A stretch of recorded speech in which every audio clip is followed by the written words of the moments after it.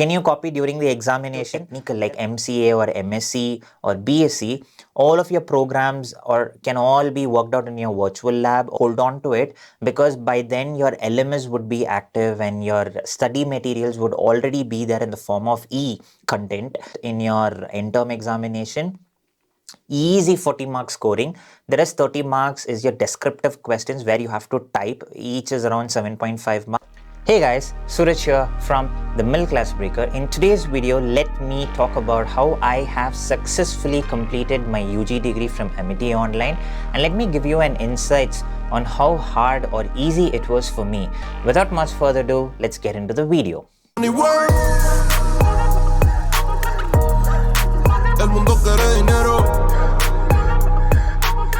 So folks, before we dive deep into this particular video, if you're someone new to my channel or if you are viewing my content for the first time, I request you all to go ahead and click on that subscribe button, and also a huge appreciation and applause for all other subscribers who have subscribed to my particular channel.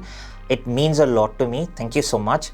Now, many of you all have been asking in my previous videos of why am I posting regarding Amity Online? Am I a customer support, or am I a student's education counselor for Amity Online, or am I being paid for all the videos that I'm posting regarding Amity Online?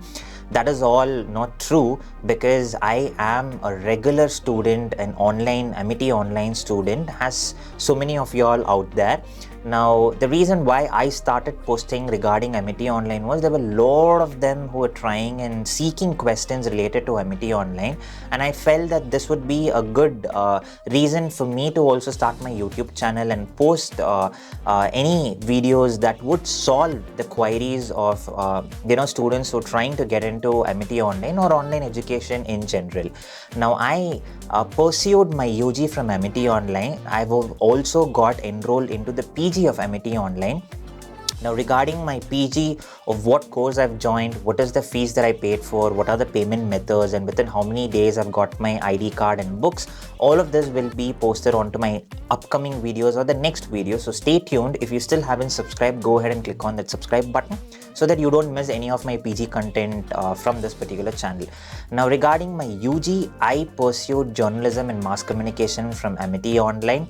So many of y'all have been asking what is the marks that I've got, how many semesters did I even attempt, all of these questions were there. So for y'all who still got doubt of whether I've pursued from Amity Online, I'll start posting my SEM results. Probably right now you'll be seeing my SEM results from SEM 1, 2, 3, 4, 5, 6, all 6 semester results I'm gonna post for y'all, so that you have a clear clarification that I'm a student of Amity Online. Now, and the other questions that many people have asking me is how easy is it to pursue an online education from Amity Online or any other online universities? For me, from my perspective, it wasn't easy for me because I'm also a working profession.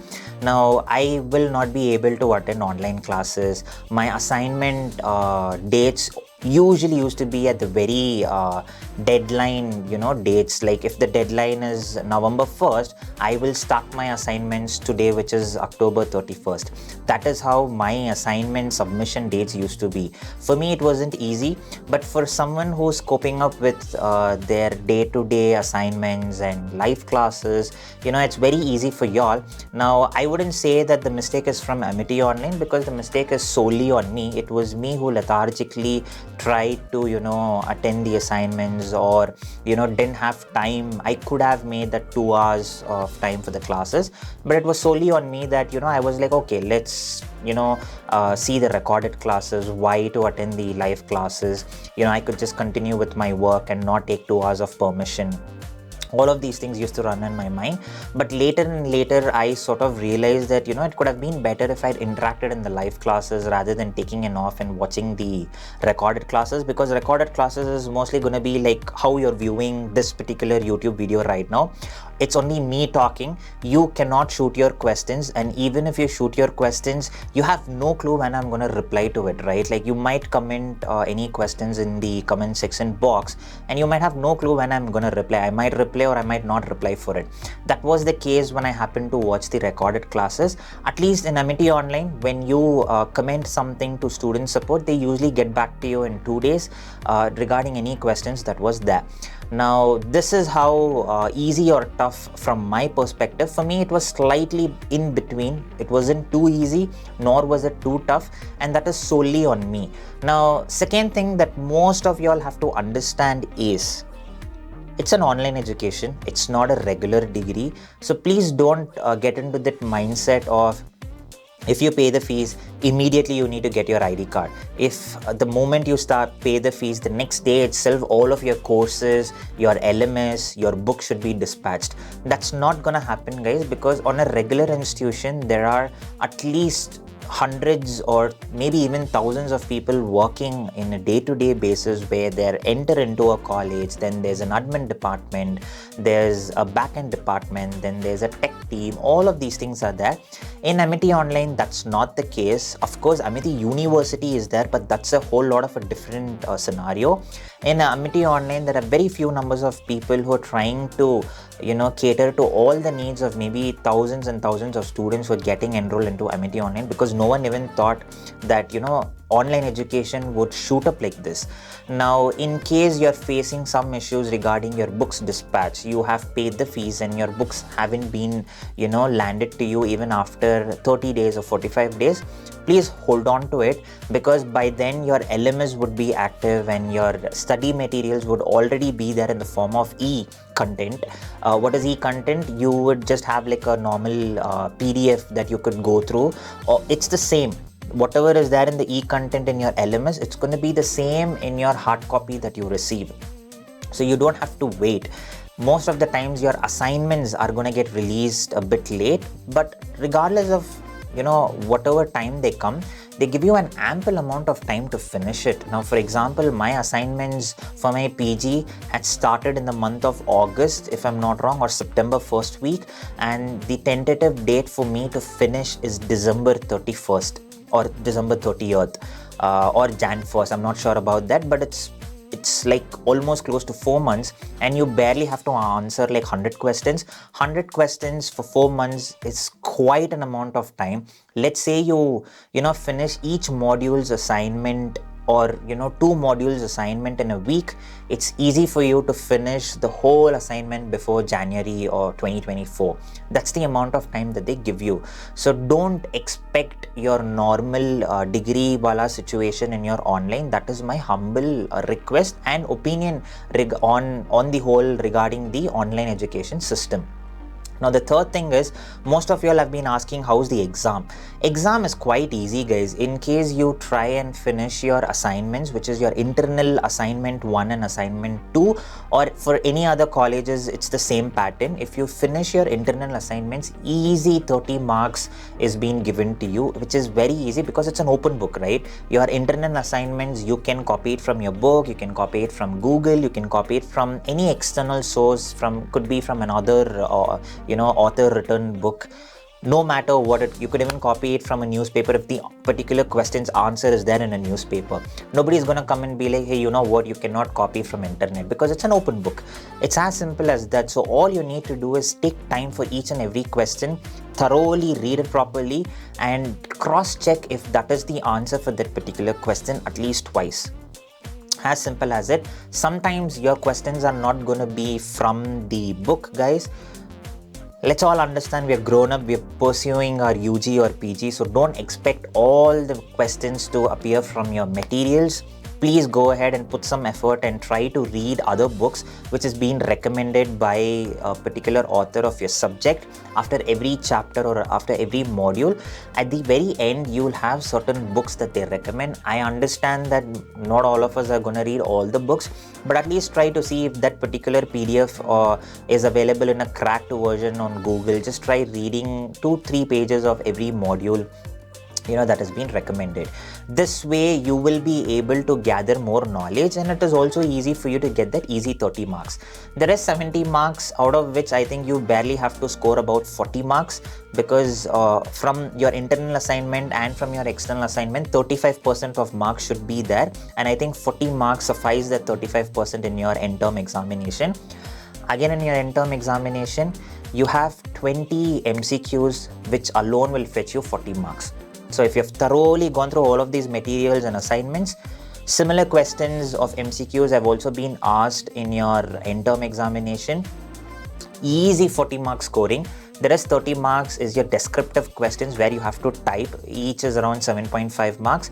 Again, there, if you've understood the concept, you can write it in your own words. The English that you write in should be grammatically correct so that the reviewer or the examiner understands the particular sentence. As simple as that. There's no hard rule or hard book or a cheat sheet there, because it is very simple. Just write the concept that you have learnt, and it's as simple as that. Now, for someone who is into technical like MCA or MSc or BSc, all of your programs can all be worked out in your virtual lab, or you have the calculators or a particular table or a window for you to write down your codes. You do not have to worry about it. All that has been taken care by the examiner as well. Let's say something goes wrong during your examination. You have a chat box where you can immediately connect with the examiner, and instant reply you will get. The instant is not within a second or two. Of course, it's going to be like at least 30 to 40 seconds, because the examiner is not going to keep looking at you throughout the whole exam, because there are thousands of other students. So they will get a pop-up, and as soon as they get the notification, they're gonna come through order wise. Whoever is sent the first pop-up, they're gonna first solve their issue, then come, maybe if you're the second or the third person, they're gonna come to you the second or the third. As simple as it. Can you copy during the examination?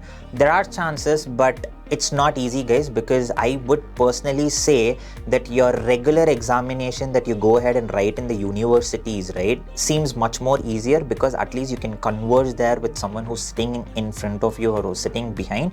Here, you have to sit in a room like this. There's nobody for you to even talk or copy from the paper, and you cannot keep your phones or any other paper, because a slightest of a doubt to the examiner will ask you to show your entire room, will ask you to shut off your mobile and keep it away in the next room or keep it far.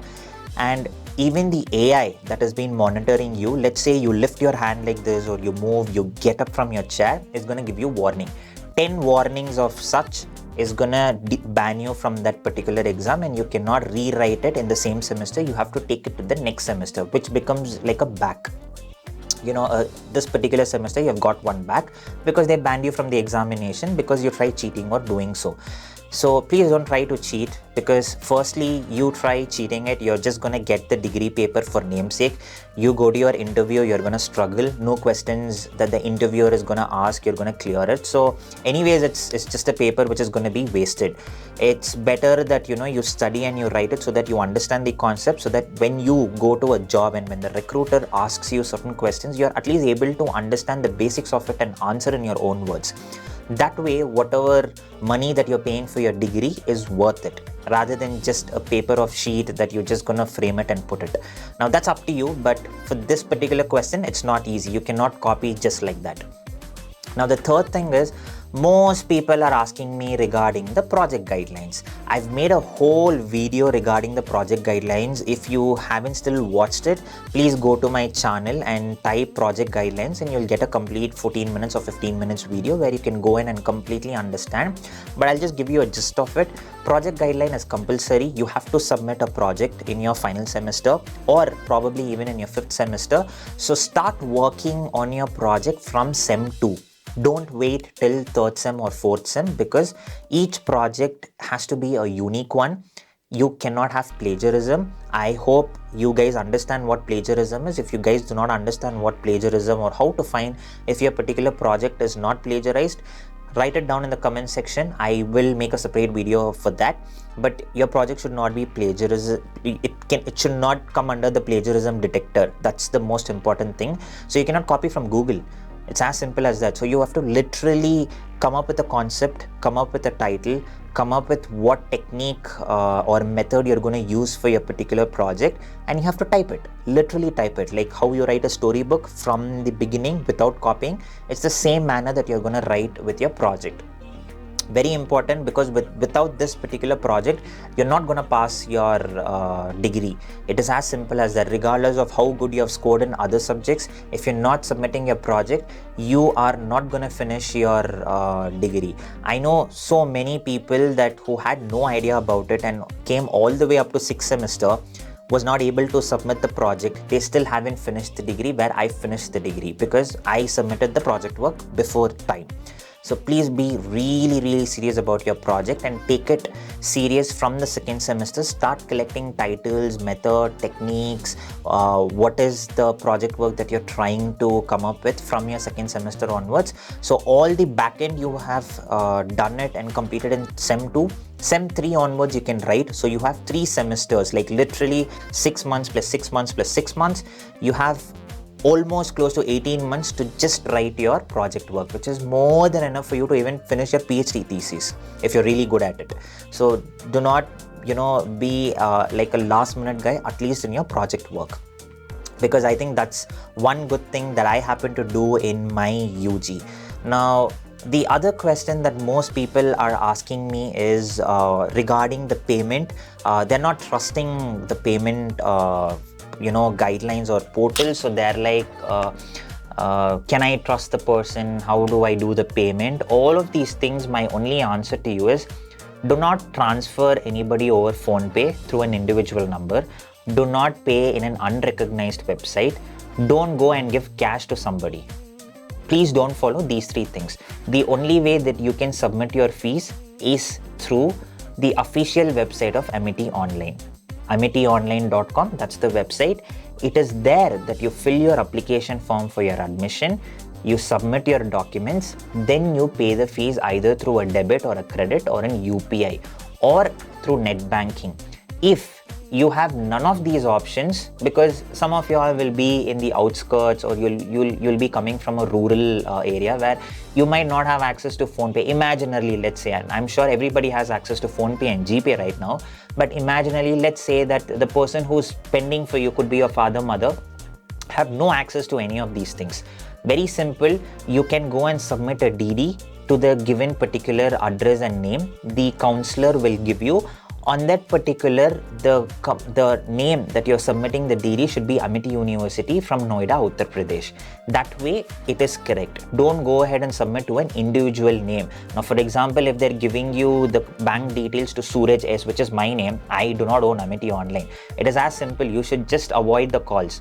And there will be a lot of people calling you in between. You know what, we have been tied up with Amity Online University. We can get you the fees for 15% off or for 10% off, or we can give you, the first semester complete off. You just have to pay a yearly fees. Please don't attend all of these calls. Only attend Amity Online, the official student admission counselors, where they will only ask you to fill the details in the portal of Amity Online, not give you a form, ask you to fill it, scan it and send it over mail. That's not how it works. And this is the same for all universities, guys. I'm not sure if everybody who's watching this video are going to get enrolled in Amity Online, but it's the same for all the other universities. I think most of the questions that I've got during the videos that I've started to post regarding Amity Online is this. In case I've missed any questions, go ahead and put it down in the comment section. I'll make another FAQ videos. I've already made FAQs videos part 1 and part 2. If you guys have more questions, most probably your questions might have been submerged in that FAQ part 1 and part 2. And for someone who's got questions regarding your project guidelines or how to go about project, there's already a video. Exam process, there's already a video. Exam preparation strategy, there's already a video. So there's a bunch of videos that is already out there. Please go ahead and check out all those videos. And in case you still haven't found the answer to your question, then come back here and comment. I will make sure that I'll make another video. And regarding my PG, the videos are gonna start coming probably from next week. So stay tuned. If you still haven't subscribed, go ahead and subscribe. Till then, I will probably see you in the next video. Suraj here signing off from the Middle Class Breaker. Peace.